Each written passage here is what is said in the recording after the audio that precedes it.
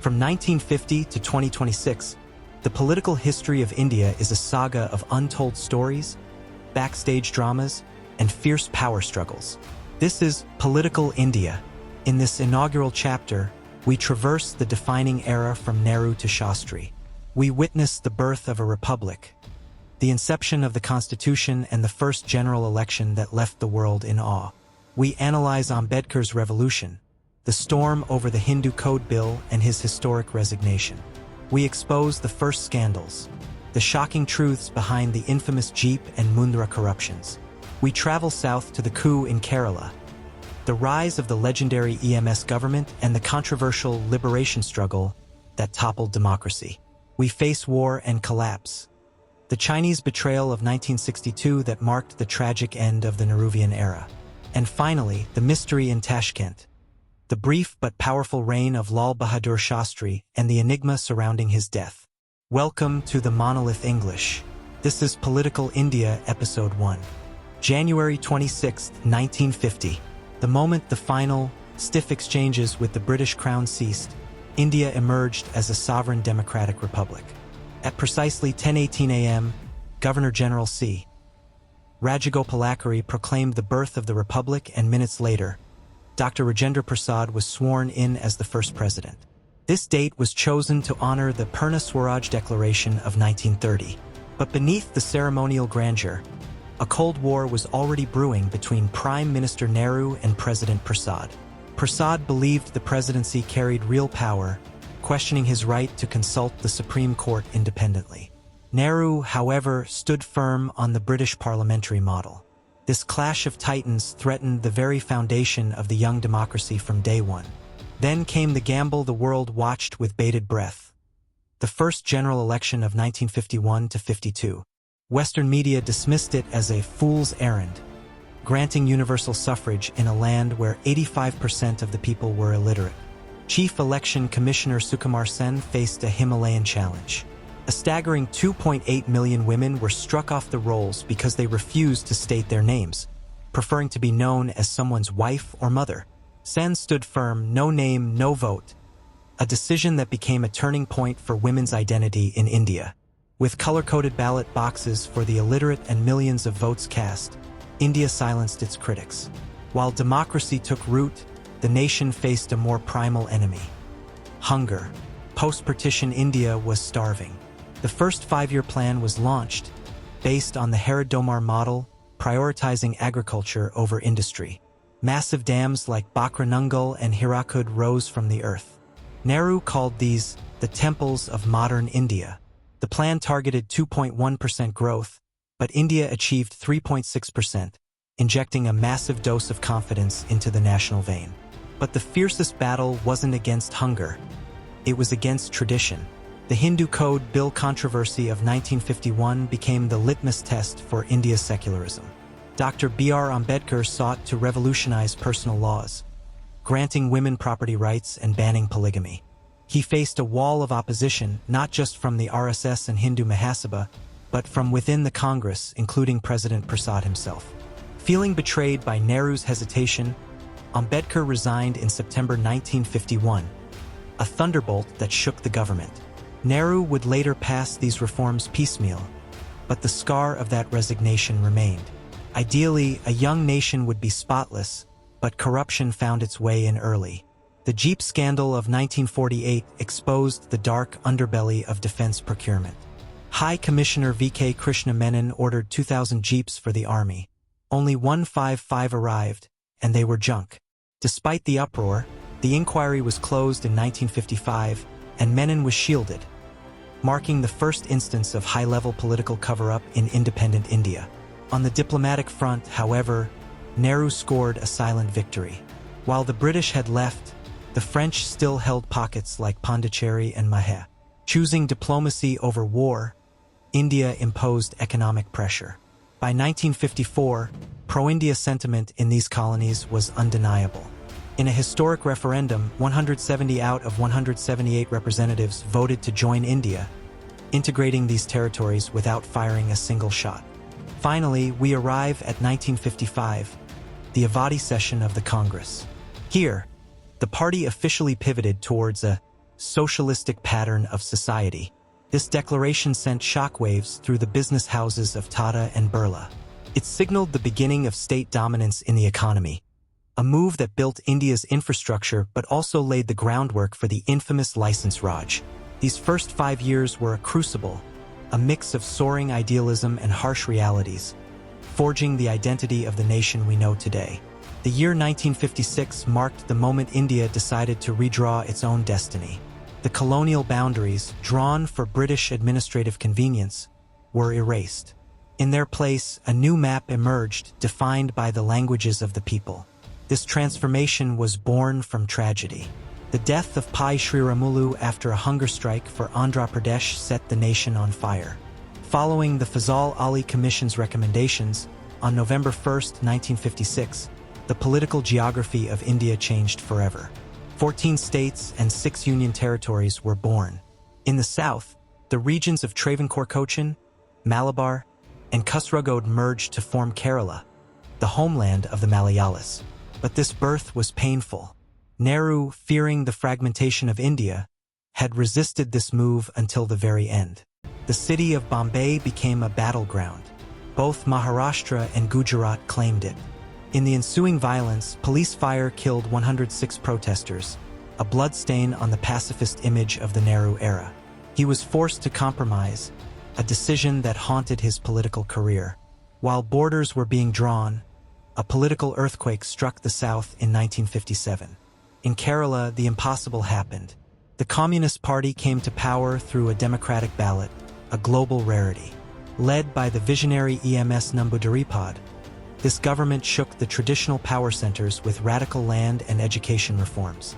But the backlash was swift and orchestrated.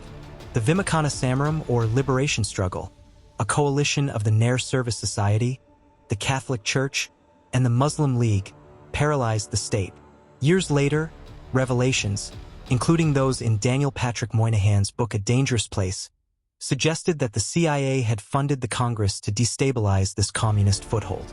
The final blow came from New Delhi. Pressured by then-Congress President Indira Gandhi, Nehru invoked Article 356 on July 31, 1959, to dismiss the elected government. It remains a dark chapter in Indian democracy, the first misuse of constitutional power to topple a rival party. Back in Delhi, the shadows of corruption lengthened. The Mundra scandal of 1958 exposed the unholy nexus between business and government.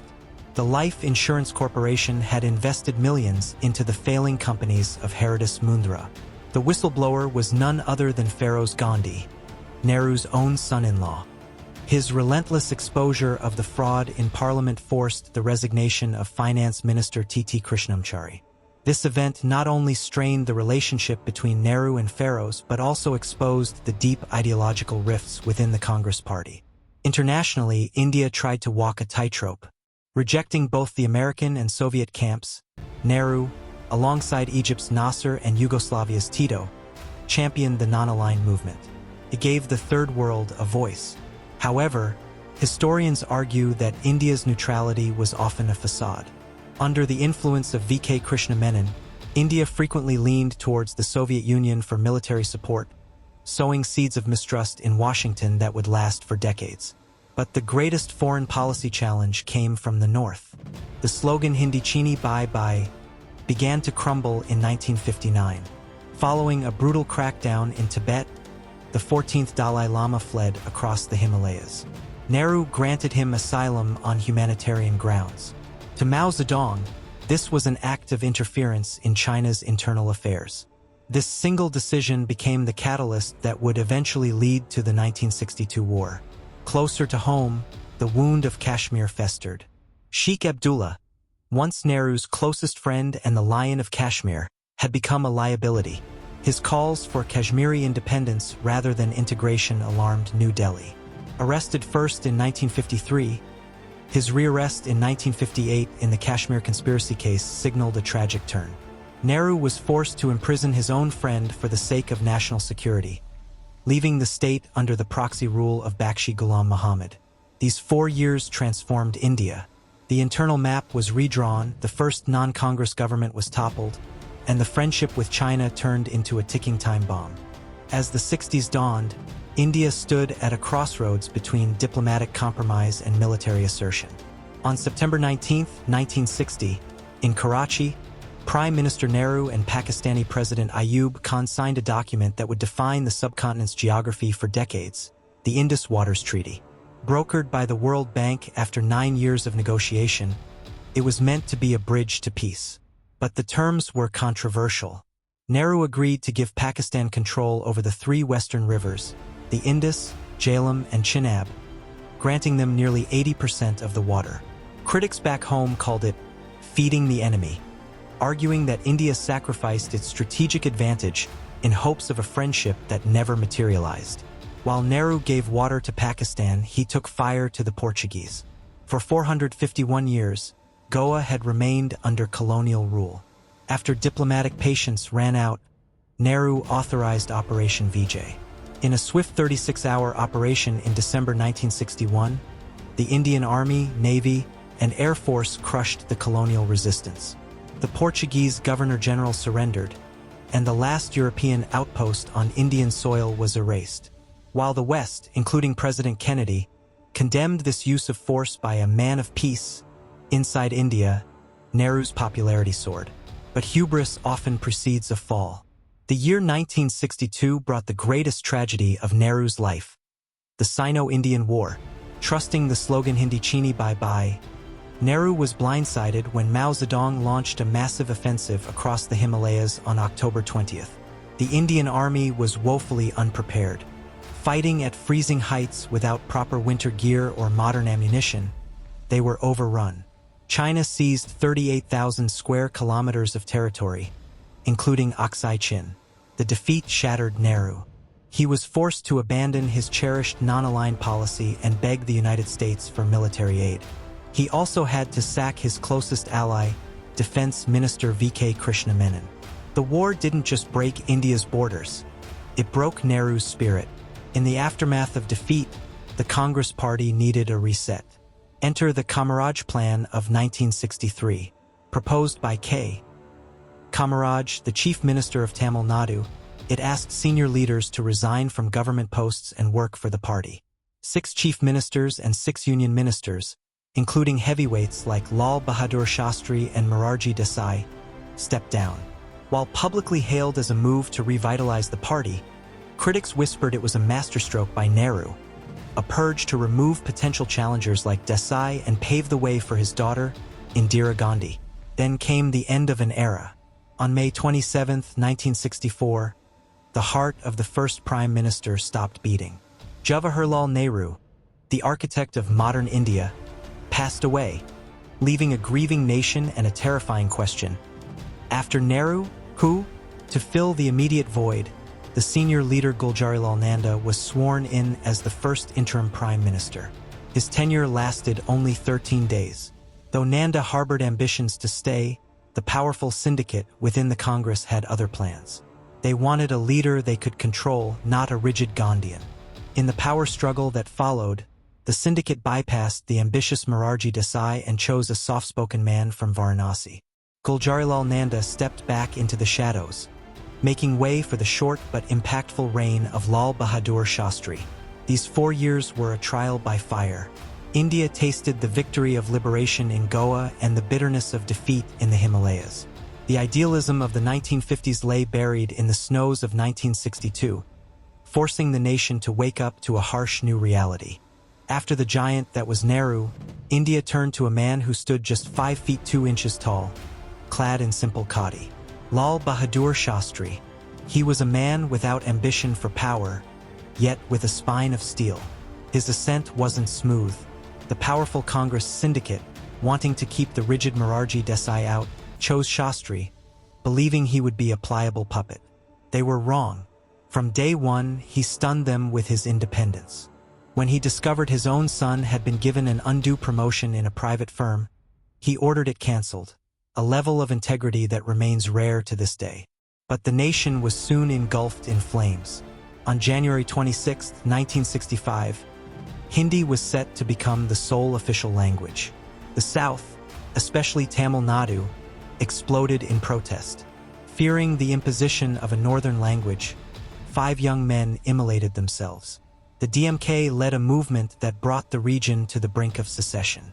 Shastri, displaying immense maturity, honored Nehru's promise and declared that English would continue as an associate official language, saving India from a catastrophic internal fracture. While language divided the people, hunger united them in suffering. In 1965, India faced a brutal drought. Dependent on PL 480 wheat imports from the US, India was vulnerable. When Shastri criticized the Vietnam War, President Lyndon B. Johnson retaliated by holding back food shipments. Shastri's response was extraordinary. He didn't beg. He asked his people to starve with dignity. He appealed to the nation to skip 1 meal a week, a practice he started in his own home. To honor the soldier and the farmer, he gave India its most iconic slogan, Jai Jawan, Jai Kisan. This spirit would later sow the seeds of the Green and White revolutions. Then came the test of fire, the 1965 Indo-Pak War. Pakistan launched Operation Gibraltar, sending thousands of infiltrators into Kashmir. Unlike Nehru, Shastri didn't hesitate. He gave the military a free hand. When Pakistan attacked Kashmir, Shastri ordered the Indian army to cross the international border and march towards Lahore. In the legendary Battle of Asal Uttar, Indian forces decimated Pakistan's sophisticated Patton tanks. Shastri's resolve shattered Pakistan's arrogance. Peace, however, came at a deadly price. In January 1966, the Soviet Union brokered peace talks in Tashkent, Uzbekistan. On January 10th, Shastri and Pakistani President Ayub Khan signed the Tashkent Agreement.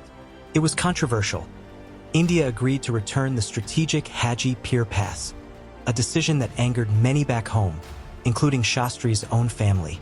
Hours after signing the treaty, in the early morning of January 11th, tragedy struck. Lal Bahadur Shastri was dead. Officially, it was a heart attack, but the mystery deepens with every detail. Why was there no post-mortem for a prime minister who died on foreign soil? His family alleged his body had turned blue, a sign of poisoning. Witnesses saw cuts on his abdomen and neck, despite officials claiming only embalming was done.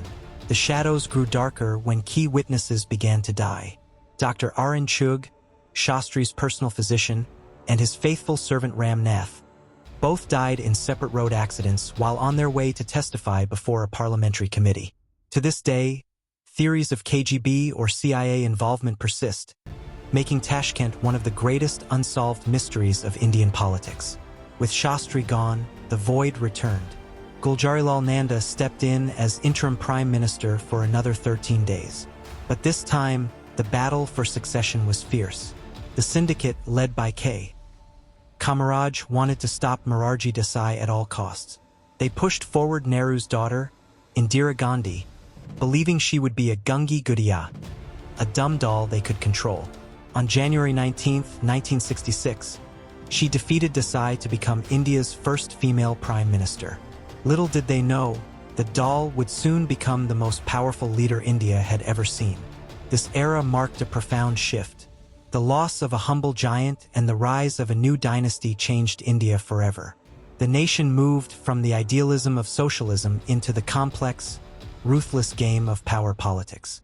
If you found this deep dive into India's political history fascinating, please hit that like button and share this video. For more untold stories of power, betrayal, and war, subscribe to the Monolith English and ring the bell icon. See you in the next episode.